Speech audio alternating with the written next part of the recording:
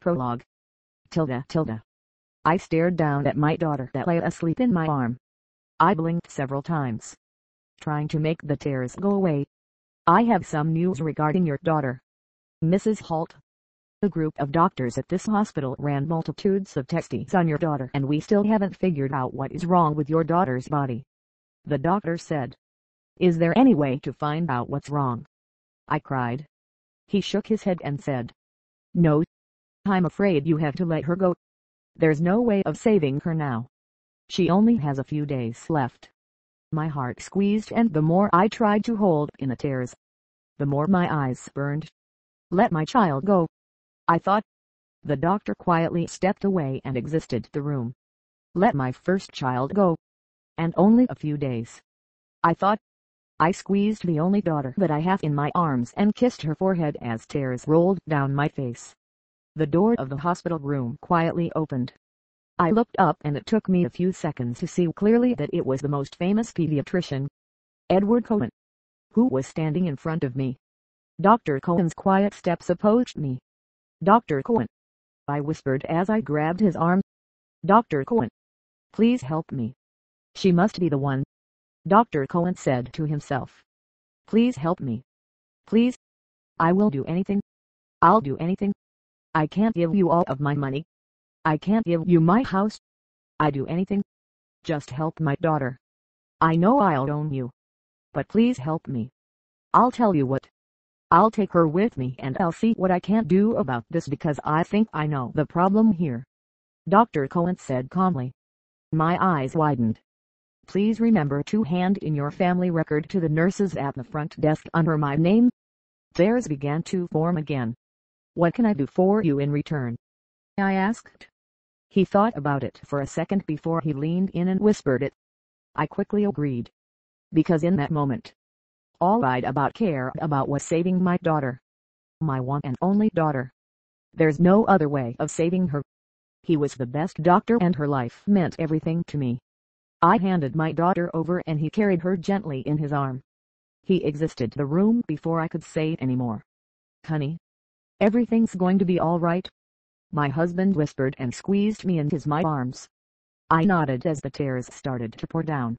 It took a few hours before Dr. Cohen returns back into the room with Vanessa in his arm. He walks in and closes the door behind him. Okay. I have the results, and I know what's the problem, but I can't tell you.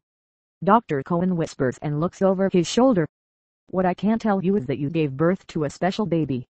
She is different from everyone else. She is not stable yet. What do you mean not stable yet? My husband asks. She has power that not everybody in the world has. From this day on, she is different. She will need time to control her power. Right now, she is not stable because her power is controlling her. To make sure that in the future this doesn't happen again, she's going to have to take these medicines. Trust me. It will help. Dr. Cohen says. What do you mean by power? This doesn't make any sense. I say, this doesn't need to make any sense to you. But remember the deal. I looked at him in disbelief. Should I even have trust this doctor? Is he really the best pediatrician? I got to go. I have another patient waiting for me.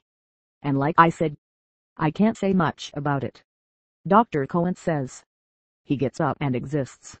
He left the medicine on the table next to me. I looked down at Vanessa in my arms. You got to be kidding me. 17 years later. Tilda. Vanessa. Please come home right now. I have something important to say to you. Mom says on the phone. Mom, are you all right? Is everything all right? I asked concernedly. Yeah. Everything is fine. Just come home. Okay. She asks. Okay. I will. But why are you whispering? Don't worry about that. Just come home. Okay. She continues. Yeah, Mom. But really, my mom cuts me off. Vanessa Holt. Oh. I'll be right there then. Bye. Mom. See you later. I sang. Wait. Actually, I will be waiting for you in the office. All right. Okay. Bye, honey. Mom says before she hang up. I gave the phone back to the secretary. Miss Song. She put down the phone and with her southern accent she said, "Joe Pumpkin Pie. I think your mama is going to pick you up soon. You better hurry and get your things packed." "Okay," I said. "I'll come right back." "All right, darling. Gallop along," she said and turns back to do her thing. I ran down the hall to composition class and packed all of my things. I went back to the office again. This time, my mom was there filling out some form. "Hey, Mom," I said, relieved that she is okay. She quickly looks up and shoved the papers that she was filling out in her little brown bag that she carries everywhere. "Hi, honey," she said, smiling as she pushed some of her hair to the side of her face. "What was that paper about?" I asked, looking down at her bag. Her smile dropped, and I could see that she was trying to put the smile back on. She put one hand on her bag to make sure it was closed. "Oh, that's nothing. Really. Let's go home now," she said and guided my shoulders towards the back door that led to the parking lot. "Okay, I said stiffly. But I could feel that my mom was hiding something from me. When we stepped outside, I shielded my eyes from the blazing sun. I blinked several times before my eyes adjusted to the brightness. We got into the car and Mom started the car. It was silent all the way from the school to our house. The atmosphere in the car was extremely awkward and tense. My mom drove around a corner and I could see our house. It was just another ordinary house that anyone could be passing by. But today, it was different. Outside of our house, there were two long limos.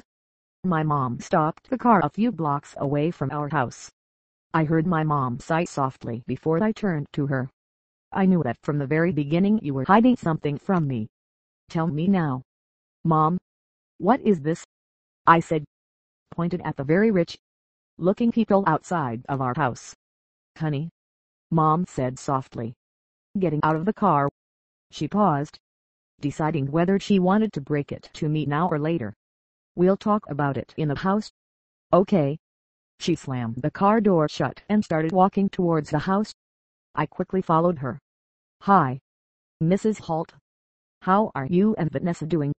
the teen dad asked. I raised my eyebrow at him. "How does he know my name?" "Mom better have a damn good explanation about this whole crap," I thought, crossing my arms. "I am doing very good. How about you, Mr. Cohen?" my mom said, smiling at him, before shaking his hand.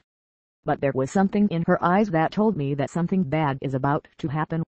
I looked at the teen mom. Damn, she looks like a model straight from the Bloomingdale's magazine cover. So thin and beautiful. Who is she? Is she a supermodel? I thought. "I am also doing very well," Mr. Cohen said. I looked at the son. "Whoa. Is he gorgeous?" He also looked like a male model straight from the runway, I thought, staring at him for 5 more seconds. I can't tell that his type. Girls just take a look at him and they would fall for him madly. I rolled my eyes. I squinted my eyes at the sun. My head started to feel light and dizzy. I looked at the boy again to see that his mother is whispering something in his ear. I only caught the word, "love." "Sorry to keep you all waiting, but let's go inside," my mom said and took out the keys to open the door. As we walked in, I can't feel that boy's eyes at me. "Please sit here," my mom said, and they sat down in silence. That boy's eyes are still on me, eyeing my body like saying if my body was a type of body that he likes. I didn't dare to look at him and I didn't like him already. After a moment, my father came home. "Hello, Mrs. and Mr. Cohen," my father said. Again, I sensed something between them. They have a connection. Strange. Father settled down and looked at me and then looked at Mom. Mom looked at him back. Nudged him a little. This was awkward and I can't take it anymore. "Okay. What is going on?" I asked, interrupting the silence. My parent froze. I feel foolish in front of the guest. Whoever they are, I still feel foolish. My parent turned and faces me. How should I say this? Honey, Mom said and clasped her hand together. I know when she says how should I say this. Honey. Phase. It means there's bad news ahead. I gulped. I crossed my fingers behind my back, hoping it not something really bad. Please, I said a silent prayer. Please, don't make it really bad. How should I say it? Mom said again. I waited patiently and sit back. I was trying to act patient. I looked at my father and he was rubbing the soft spot between his index finger and thumb finger. He always says that when he is nervous. You are proposed to Jason Cohen. Should I say? My mom questioned herself. And by the name Jason Cohen, I know exactly who he was. The super sexy guy in my living room. But I didn't look at him. I was too confused to look at him. You got to be kidding. Right? I asked her. I stared at my mom for a moment to make sure she is not joking. My mom has a funny personality. But this got to be a joke. This shouldn't be a type of thing that she should be joking about. My mom didn't say anything. Instead, father started speaking. Yep. You heard your mother. Why are doing this? This is so sudden and random. What is this about? I asked. And was about to throw more question at them. But I didn't. Well, remember when you were 8 years old? You asked us why you have to keep on eating these medicine and why you can't miss taking the medicine. Even a day. Dad asked softly. Yeah. I said impatiently this time. I can't hold my patience in anymore. I wish I could just wake up from this terrible nightmare. Well, Mom said. You know the story when you were born. I know. I was weak. I was different. And the doctor cured me by giving me the medicine and now I am beyond healthy and I said, yeah. You know that doctor is Dr. Cohen. And, you know, you were really weak. You could have passed away. But this special doctor decided to help us. He said that he would help us. If only you would marry his son. Now, you got to be kidding me. I said, I am sorry, honey. But this is the truth. Mom said quickly. How come you didn't tell me about the deal a long time ago?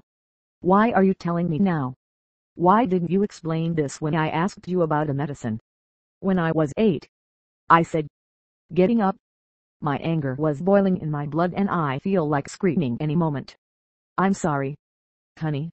I should have. But I thought that you were too young to understand. Mom explained.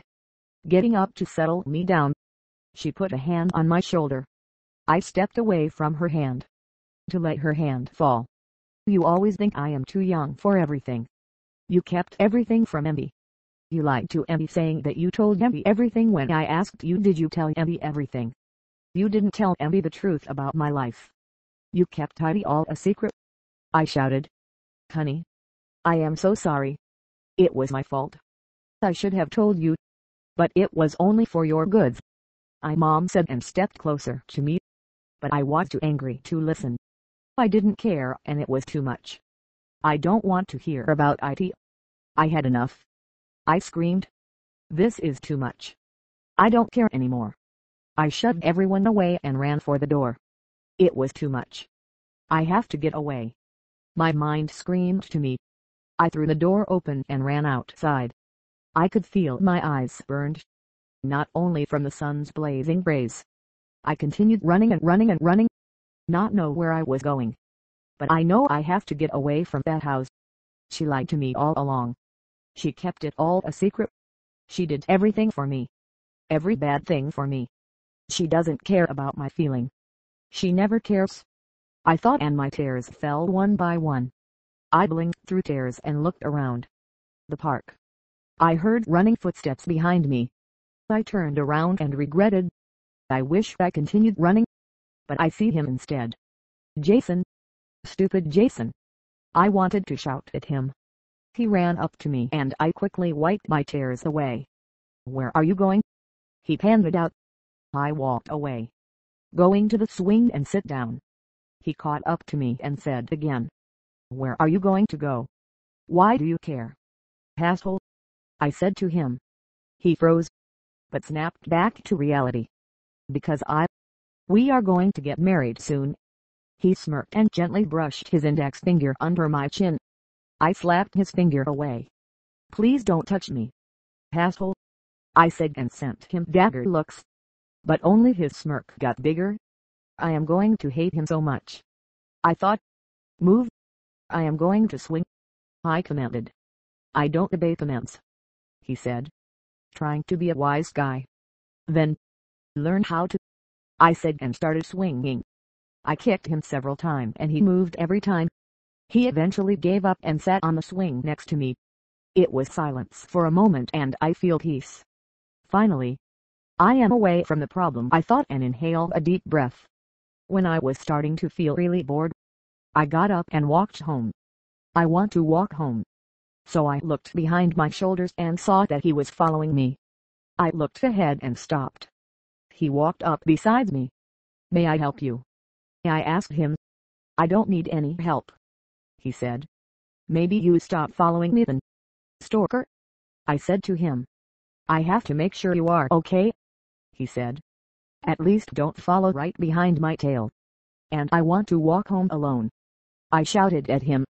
Do you need the definition of alone? Or do you want me to spell the word alone for you? And you could at least walk on that street and still watch me.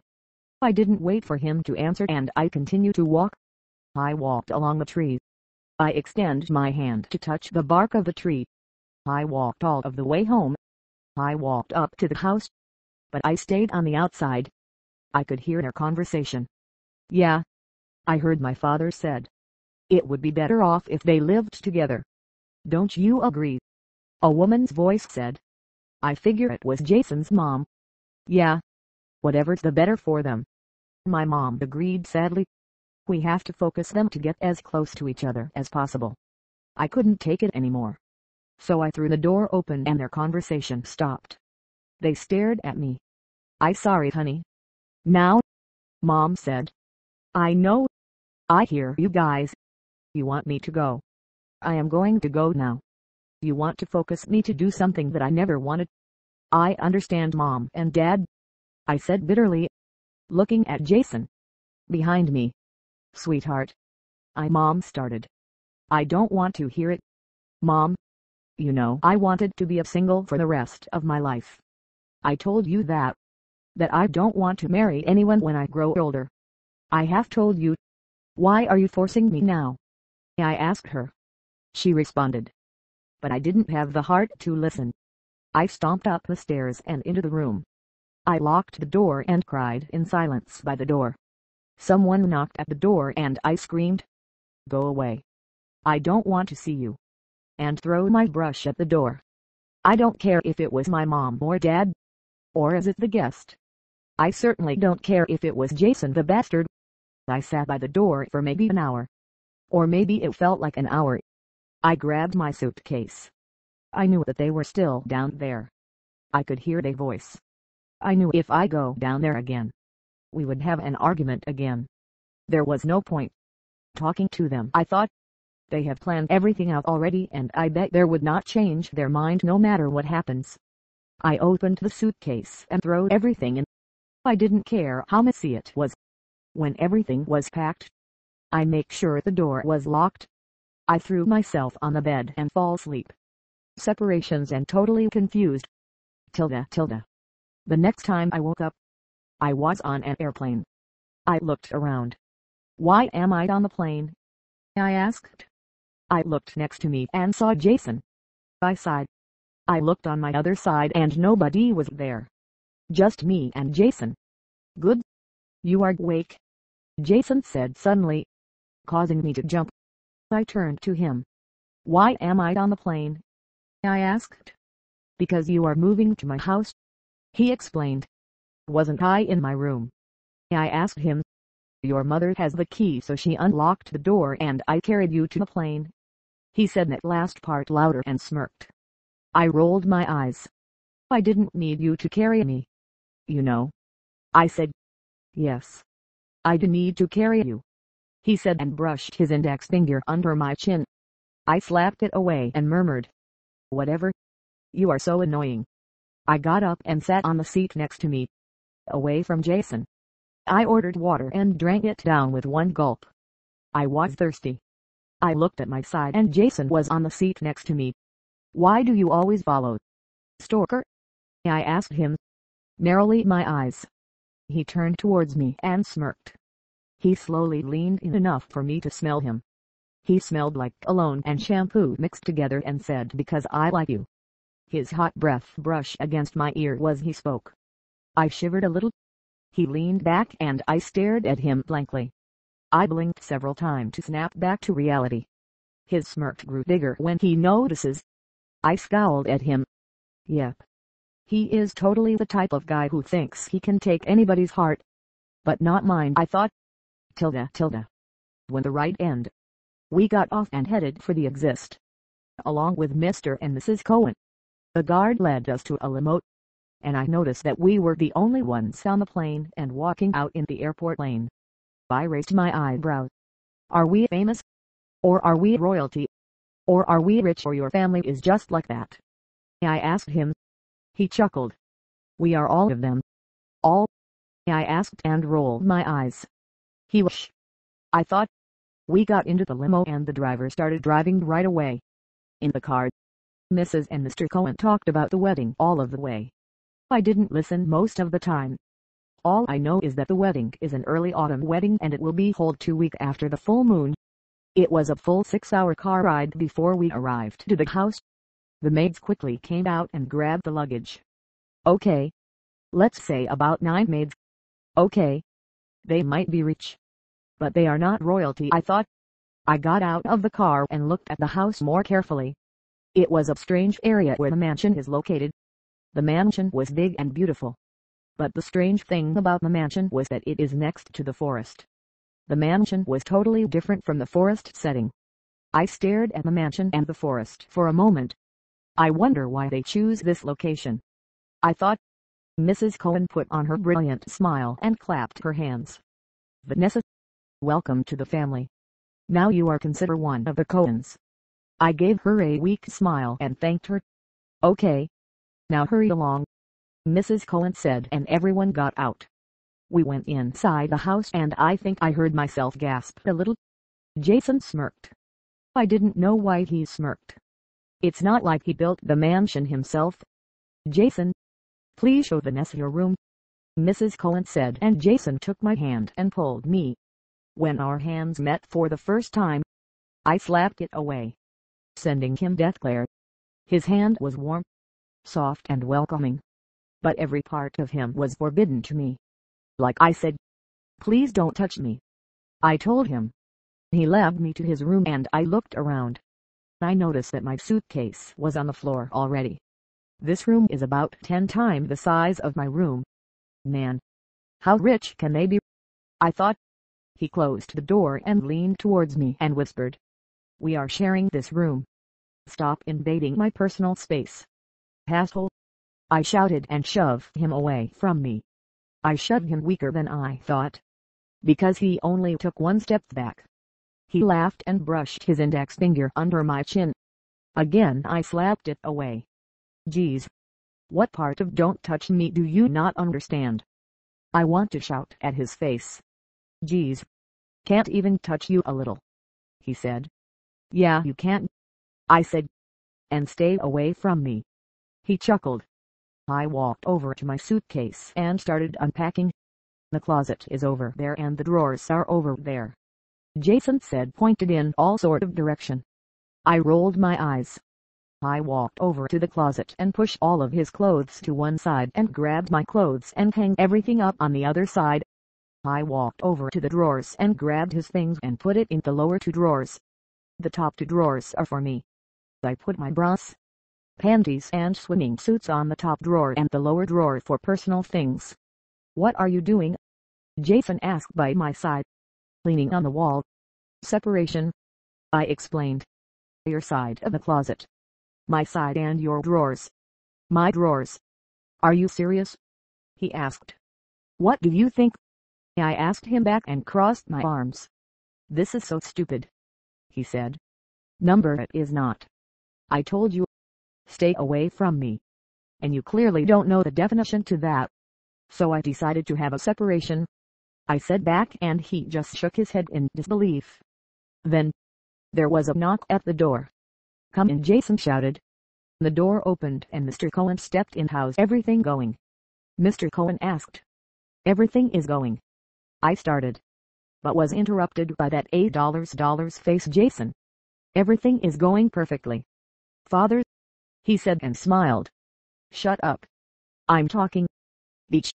I want to say to his face. But Mr. Cohen was there. Well, that's great, Mr. Cohen said and clapped his hand together. How may I help you, Father? Jason asked. I just want to talk to Vanessa about something. May I speak to her alone? He asked. Jason nodded and looked at me before walking out of the door. Mr. Cohen sat down. I got a closer look at him. He was handsome and charming. His looks reminds me of the asshole Jason. Blonde hair with leafy green eyes. I'm sorry, Vanessa, that we have rushed everything here. Mr. Cohen apologized. I nodded and say everything that comes to the top of my head. Oh it's nothing and everything is perfect right now, I said. He nodded and asked. I was just wondering if you brought your medicine with you. I nodded my head. Good. Can you show them to me? He asked. Sure. But why? I asked and realized that I was rude. I'm sorry if time. Number it is okay if you ask. I was planning on tell you anyways. I am planning to prescribe you a new medicine, Mr. Cohen explained. Unlike Jason, Mr. Cohen understands people's feelings. I thought. I got up and go get my medicine that I ate my whole life. I handed to him. He took it and poured one out. A pill with red liquid on one side. He shook it for a moment and studied it. I will take it and study it in my laboratory, Mr. Cohen said. In the meantime, you take this pill. He handed me a bottle of pill. It was different. Instead of liquid on one end, the whole pill was silver. Just plain old silver. This pill will get you sick. You'll understand later. We are going to have meetings if you want to, Mr. Cohen said. But I just shook my head. Even though I have thousands of questions. Okay. I will take these medicines in my laboratory and examine these. Meanwhile, you take this pill every other day for every meal, Mr. Cohen explained. Still looking at the old medicine. If you need anything or have any problem, just look for me in my laboratory. Again, I nodded. Great. Now I have to go. Bye and welcome to the family, he said smiling. You have a good day, he said before walking out. I stared at the new medicine. Why do I need medicines? The old one was perfectly fine, I thought. The doorknob turned and Jason came in. What happened? He asked. Nothing. It is none of your business, I said and shoved the medicine behind my back. I guess I haven't done it fast enough. Because Jason turned pale. No, he whispered. I looked at him. What? I asked him. Let me see that, he said louder. No, I shouted. He jumped on me and wrestled me. He is heavy. I swear I could be crushed under his weight. Get off of me, I screamed, wrestling him back to break free. But he was so much stronger than me. He quickly snatched the medicine from my hand and held it too high for me to reach. He got off of mine and I tried tippy-toeing, but I still could reach the medicine.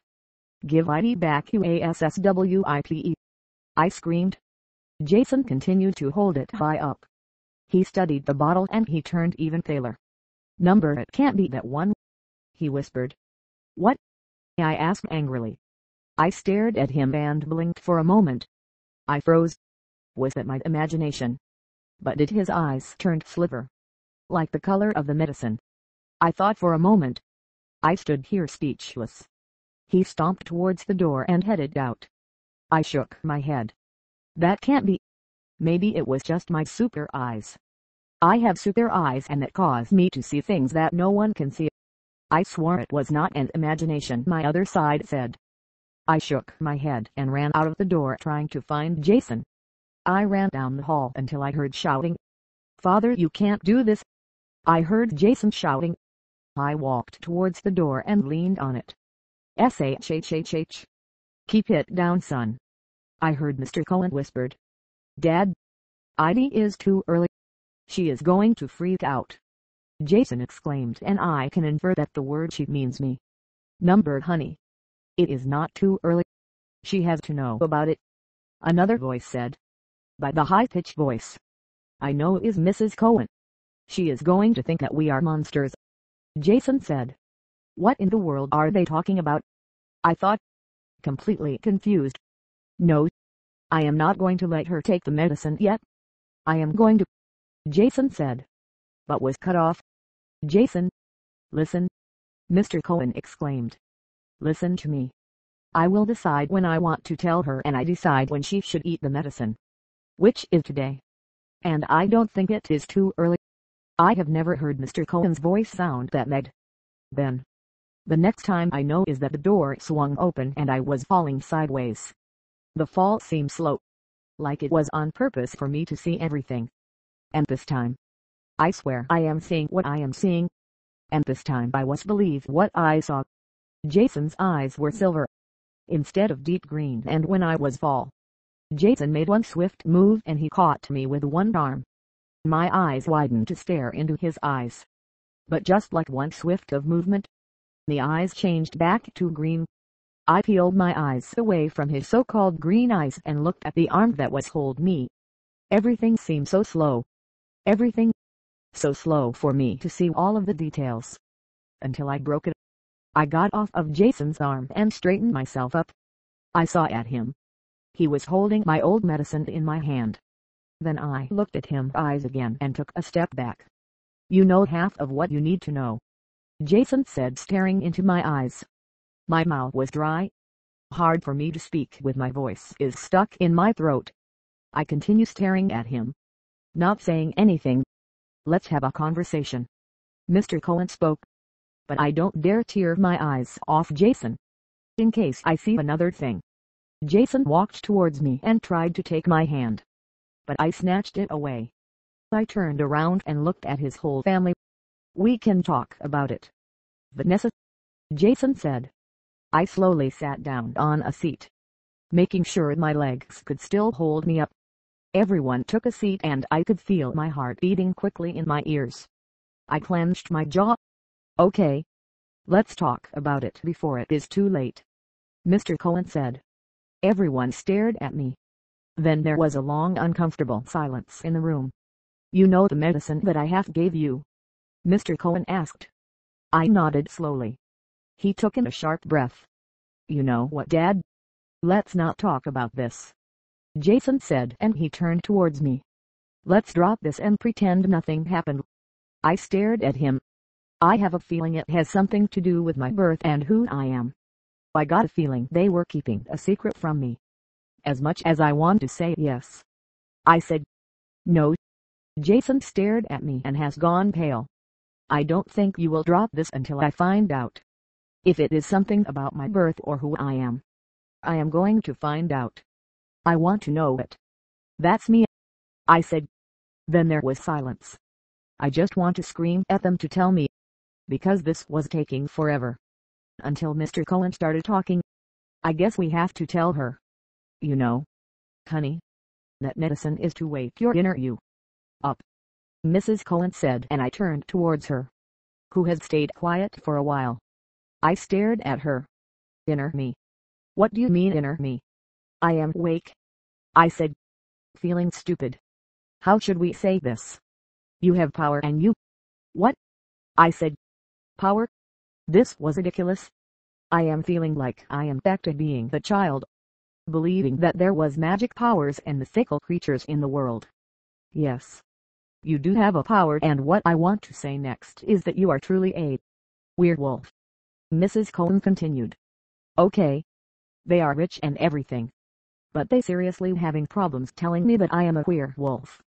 Ridiculous, I thought." "Werewolf?" I asked. "Remember your mother told you that you were born weak," Mr. Cohen said. I turned to him and nodded. "You were weak when you were born. You have problems, and I don't mean mental problems, but inner. Self-problems, he said. My mouth hung. They seriously want me to believe them. And inner self-problem. What is that? What do you mean? I asked. I was trying to flow with this cool story that I was listening to. You know how we said that you have power when you were born. Your power was too strong, causing your body to be tired.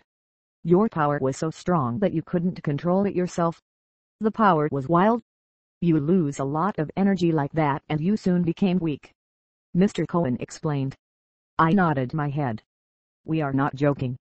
You are a werewolf and we all are, Mrs. Cohen said and stared at me. I stared into her eyes. And the next thing that happened scared me so much.